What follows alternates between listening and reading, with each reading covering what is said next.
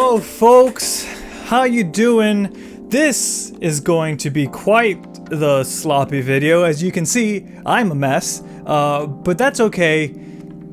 It's not really okay, but for the contexts of this video, it's okay. My hair's a mess and the shirt's look, we'll be fine. Everything's fine. This video will be fine.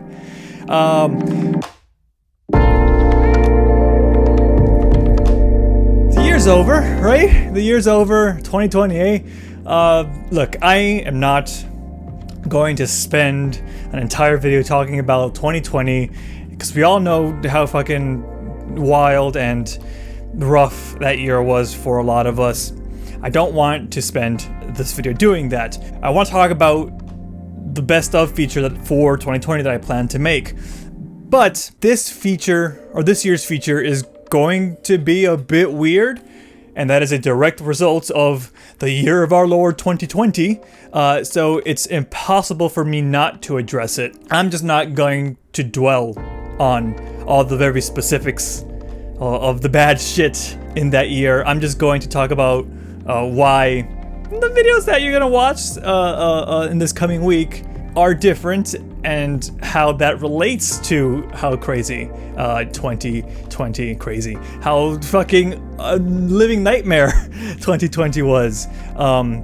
So let's just fucking do that. First, let's roll it back to 2019. 2019 was also a very strange and tumultuous year for me. For a variety of reasons, and because of that, I didn't do a video best of feature.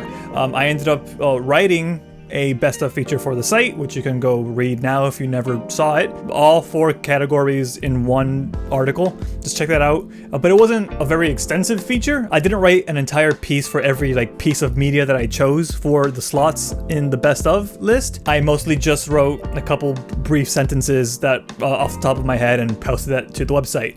And I bring that up because similarly, this year it's going to be that, but in video form. Instead of me writing the article, I'm still going to make the videos, but the videos are just going to be me mostly talking off the cuff for a couple sentences about the thing I like, and not so much writing an entire feature like I normally would do. I would, spend about a week and make something nice, right?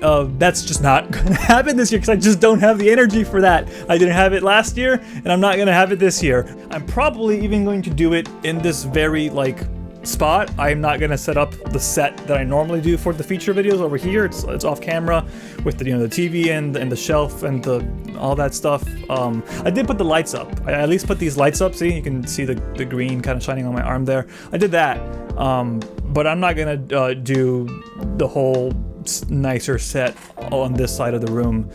I'm just gonna probably sit here and talk to a camera like I'm doing right now. But yeah, that's the first thing. The second thing is that the only features that are going to be even remotely close to a normal best of feature are going to be best games, and best anime. We're still going to do best music and best movies, but they're going to be, again, a bit different because of the events of 2020. With how emotionally exhausting 2020 was, the only pieces of media of the 4 categories that we normally do for best of that I actively kept up with in a capacity that I felt comfortable of making a full, normal top 3 best of feature were games and anime. Anime, because it's pretty easy just to put on an episode of a thing and then dip, and then if I want to watch some more later, I can come back later. They're 24-minute chunks of my day over the course of a week. That's pretty easy to keep up with for me. In fact, there were a lot of moments throughout the year where I just wanted to veg out and fucking do nothing, so I would just put on some anime for a bit, and because of that, I ended up watching more anime this year than I ever fucking have. I think I watched a total of 45 anime.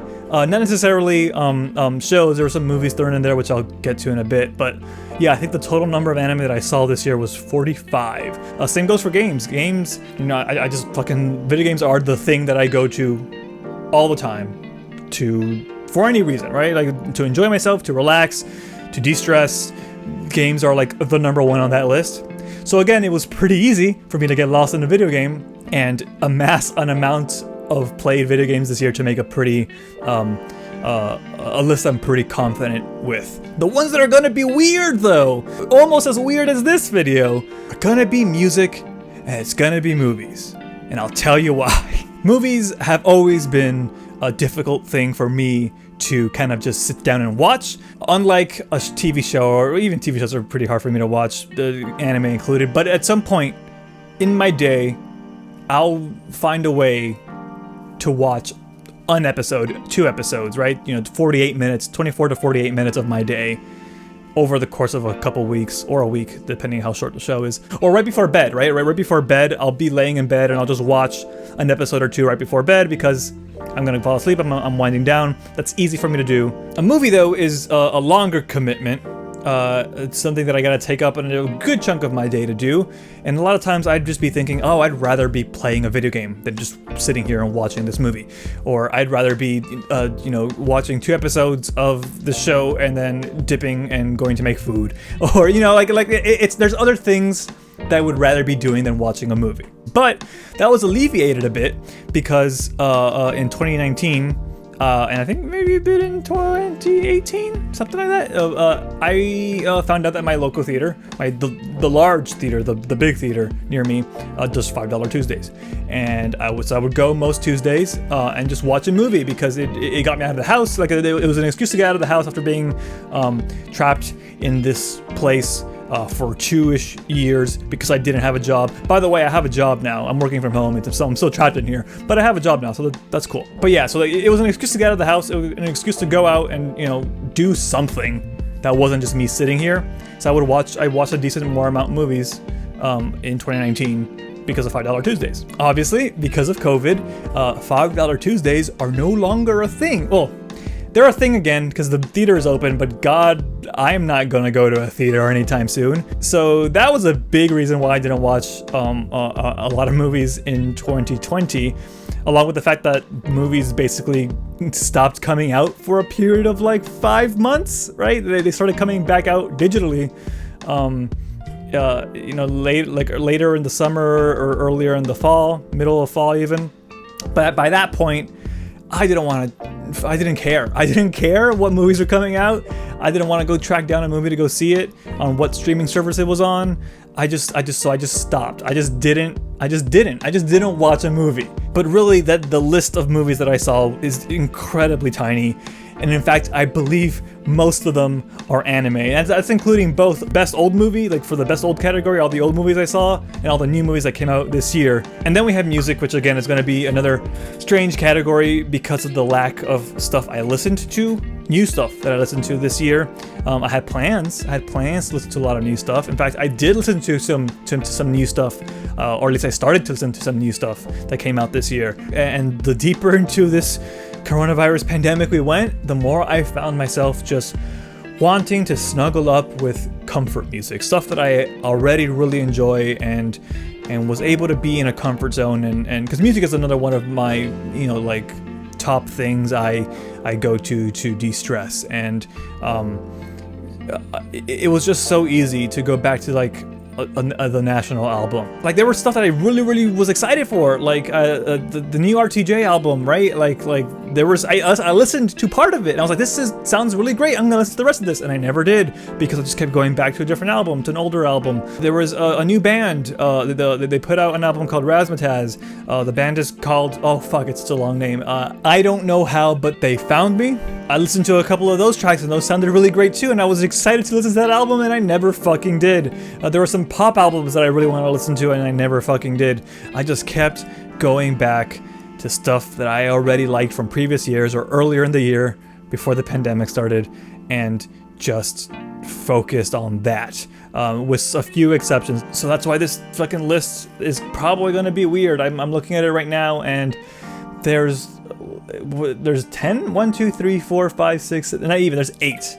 There's 8 things on this list. But the whole point of these top 3 videos, of these best of videos, are for me to not only talk about the things I like this year, and just using the idea of picking 3 as like a medium to do that, but it's also about making something that is emblematic of the things I did and enjoyed that year as well. Just like a final cap to the year. It was like, here's what this year was like for me.